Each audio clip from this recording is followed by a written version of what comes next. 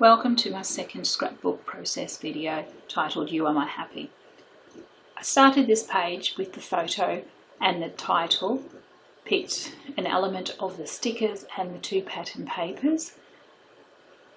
What I am doing here is actually choosing my mist colours that I want to use based on the sticker elements. Now I'm using my swatches of colours that I've made up with my mist. I did this so that I could see what the colour looks like when it dries, because if it's got a shimmer or a shine in it, I do think it dries a little bit differently than what it looks like on the bottle. Right now I'm creating splatters on my page to keep my page movement flowing. I start in the bottom left up to the top right and gives an element of movement diagonally across the page. I wanted to create my own coloured paste here. So I've got a bit of gesso and some of the mist, and I'm mixing them together to get a really subtle colour that I'm going to add through one of the stencils. Now the gesso is a really thick base, so a lot of colour is needed if you're using this. If you want a more solid colour, use some acrylic paint, it will get a bolder colour. As you'll see in here, I just picked a coral pink. However, once it hit the gesso, it got absorbed, so I went to the colour swatch again and picked a different pink to give it more of a brightness, or a subtle brightness, because I was after soft colours, and making sure that the colour matches the elements. Now I haven't quite decided which template I'm using. I'm looking through the quarters Kaiser Craft one, and then decide to go with this more softer pattern. Apologies, I don't know what this one is called or who the manufacturer is, as I actually received it as a freebie in a magazine. I'm just randomly putting patches of colour into the stencil, making sure that I get the gesso through in the cutout pieces and holding it securely in place with my left hand. Just randomly putting them through, but also keeping in mind that I want this page to move from top right down to bottom left. I want a bit more bolder colour, so I'm placing some scrap paper to cover up the edges of the template so I don't get a solid line, because my spraying is actually atrocious. It tends to go everywhere but where I want it. And more gesso into the bottom left hand corner of the page, and a bit more spray, and just let it sit and dry. Bring back my photo and my title often to my page if that's what I'm using as the main element, just so I can be reminded what I am doing and where I'm going. Here I'm matting my photo.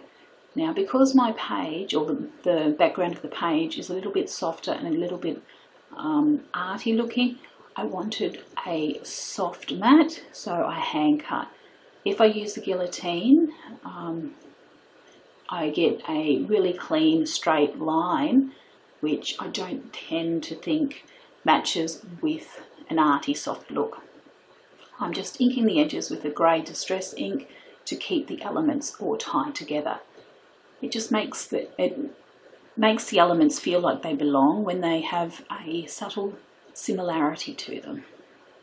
Back to looking at the positioning of the title and the photo. A little bit of adhesive on the back. I tend to only put a little bit when I'm planning my pages so I can lift my elements up. However, if I walk away and leave it, that way the kids and the cats don't disturb it, and they are usually in the same place where I left them. Now I wanted a subtle look. I did like the gold doily, however it was too big and very solid in colour, and decided that the white doily was a little bit more suitable for this page. Just shaping, moving, positioning it around, a little bit more adhesive, and back to the title to keep my focus on what I'm doing. Now these are some die cuts that I've used. I've cut them from the Kaiser Craft decorative die. I've used the hearts, the diamonds and the arrows in this case. Now this is my element that I want to add to the page. So I and working out what part of the flower I want to use and where I want to position it. So there's one of the cats I was talking about. Just cutting it out into a shape and adhering it gently with a little bit of pressure, not much at all, to the page. Because being me, I will come back and remove it, change it, add more to it. And trying to work out if I want it directly under the photo or under one of the layers. Decided to look better under the second layer. Now, inking the edges, keeping all the elements the same.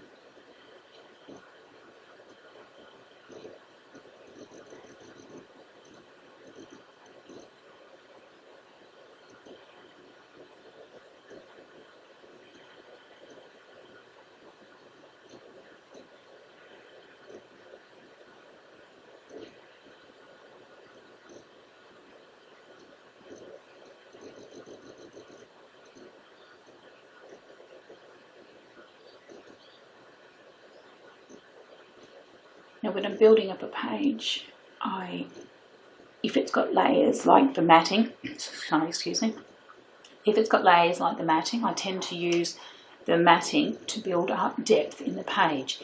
So in the bottom left corner of the photo, you can see I tucked it under the first layer of the matting. In the top right hand corner, I tucked it under the photo. Now this one I actually lay across the top of the photo, so it gives that element of depth to the page.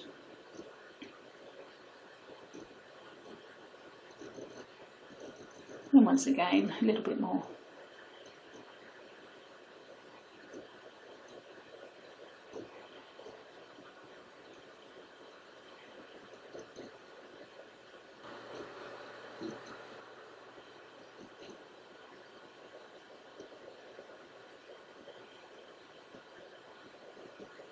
Now this piece I actually didn't end up using it. I didn't like the shape of it, so I kept shifting it around, and then when I did position it where I thought it was going to go, it didn't look any good and it took away from the title. That's my daughter's cat, Amber, coming for a visit and sitting in the light, so the light's gone a little bit duller. I'm using a bit of 3D tape here, or 3D squares, to add some depth to the page.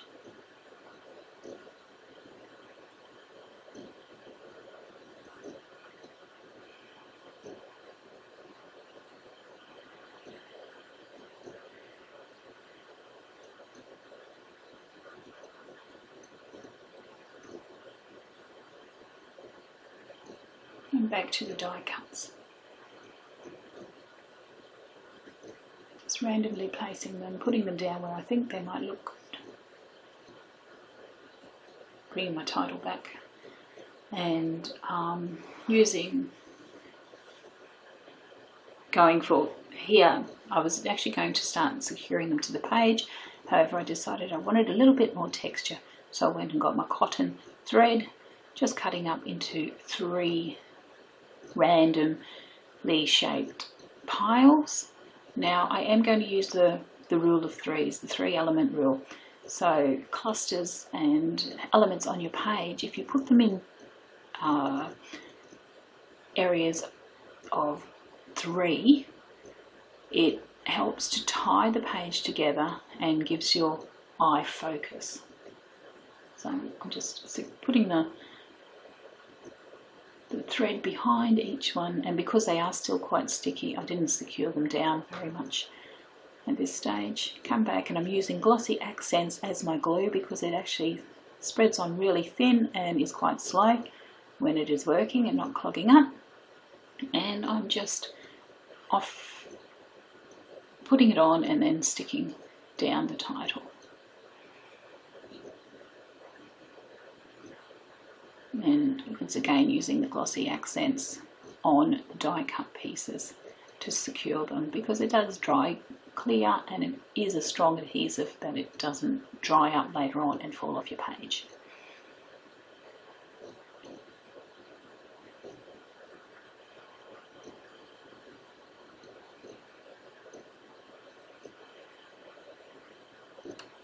And In this instance I've ended up using just the diamonds and the hearts, none of the arrows were used. And I'm keeping my clusters in a diagonal, moving it across the page again, just to keep the page flowing.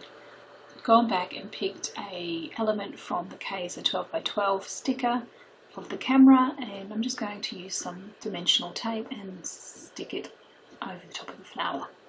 Wanted a little bit of bling, so I've gone and picked up some sequins and just picking out the yellow and the green. The blue is way too bold of a colour for this page. And I just want to randomly scatter them across the page. So I just dropped a few down in random places, and then no thought or rhyme except for the diagonal, keeping the elements flowing across the page. And just securing with the glossy accents again. Just a little bit of glue for a dot for each one, and then securing it down.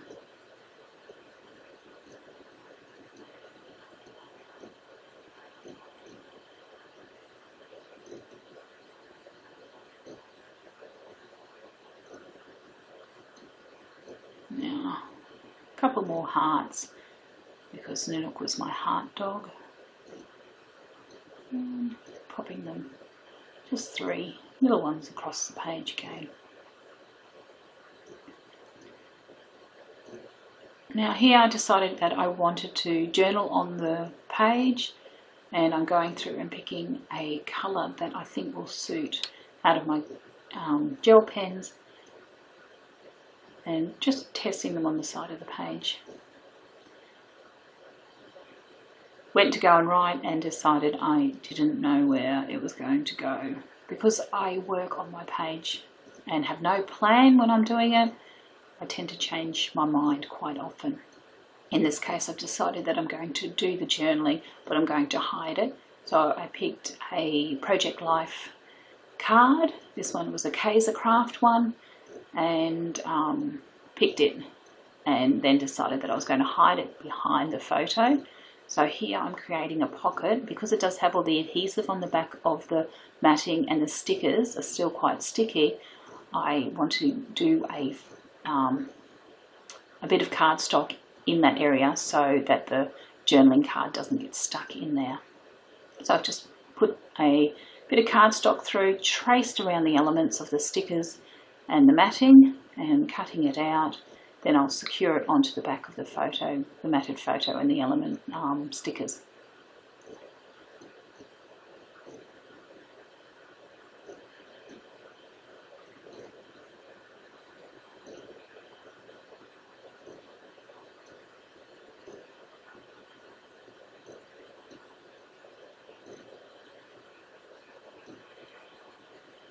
And making sure it looks all right behind there. What I'm doing now is inking the edge of a sticker to create a tab, and cutting out a little bit of more cardstock to add to the back of the sticker so the sticker doesn't stick to my page. So I'm just popping on a bit of cardstock onto the back of the sticker tab. And just testing the pen to make sure it rides on the green nicely, and writing my journaling. I actually wrote a little bit more sentimental here on this card than I usually do. Usually I'm a date and time and place person. However, Nanook here, the dog in the photo, is my first true love as a dog, I suppose. He was what I call my heart dog. He helped me through a bit of a traumatic time, and he's one of the best dogs I've ever had, and I think of him constantly. So there's the card, and slipping it in. Now here I'm actually just sitting back, making sure that I'm happy with everything, seeing if there's anything extra I want to add to the page, and at this stage I'm pretty happy. So this is my completed page. Thank you for viewing.